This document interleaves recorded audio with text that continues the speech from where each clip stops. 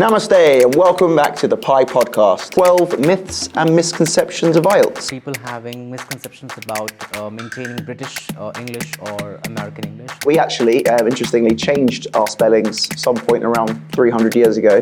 Americans write it as C-O-L-O-R and Britishers prefer to write C-O-L-O-U-R. Using complex words guarantees high bank score. As we always say, quality, not quantity. Yeah.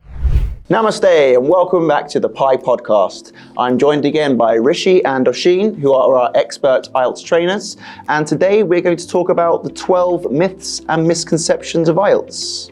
Okay, so we're going to start with you, Rishi. What is the number one thing that students have been misconceiving about IELTS? I would like to talk about people having misconceptions about maintaining British English or American English. Well, if you are consistent with your answers and you follow the same pattern, that should be good to go.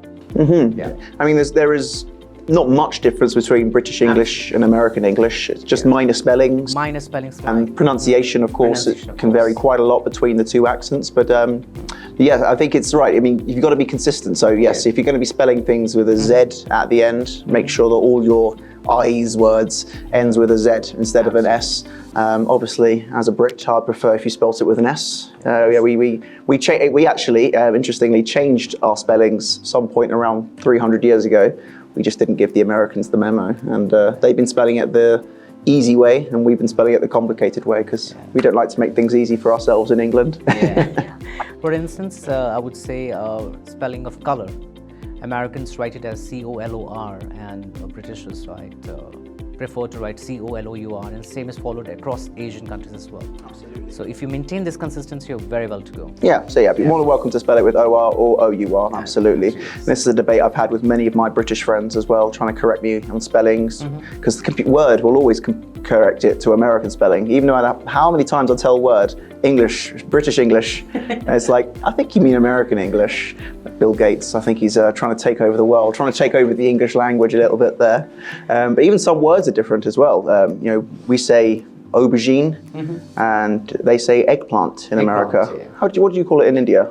We call it brinjal, but most widely accepted term is eggplant, absolutely now. Oh, really? Eggplant, yeah. So, yeah, the Americans have dominated there.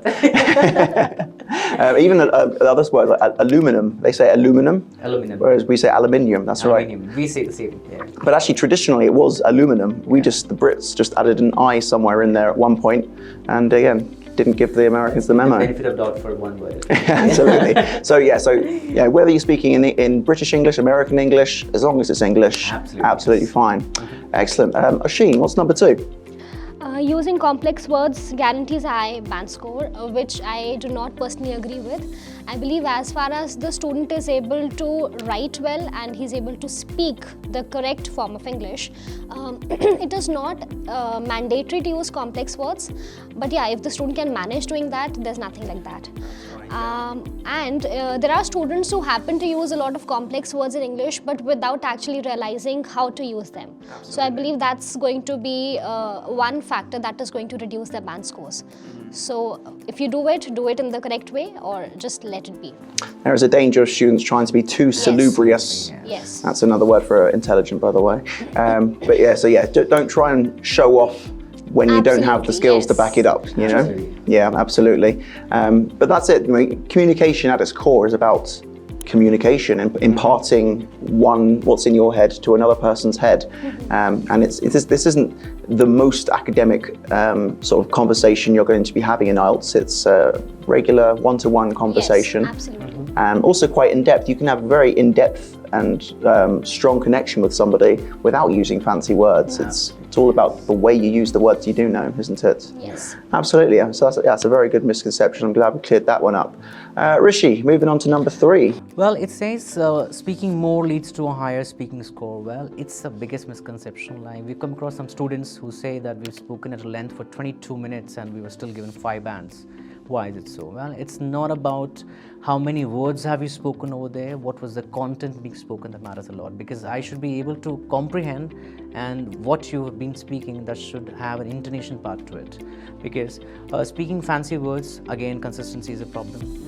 Mispronouncing the words could lead again band score down, because I should be able to understand and comprehend the word you just said. Absolutely. As we always say, yeah. quality, not quantity. Quality, Yes. absolutely. And I suppose when it comes to the speaking, you're right. For the first section, the responses you need to give are concise responses. That doesn't mean curt. That doesn't mean you give a single word or just one sentence. But 2 to 3 sentences is perfectly fine. But don't ramble. Yeah. We don't like waffling. We don't like rambling. However, there is another conception students also have is. Assessor would also look for another thing. Am I able to give the answer to the point, or am I able to continue a conversation? Is the student willing to participate? If the student is not willing to answer, that's considered as student is not willing to indulge in a conversation. So again, you have a band score less. And once again, this comes to the heart of communication. Communication isn't just about talking and talking and talking. It's also about listening and being receptive to feedback.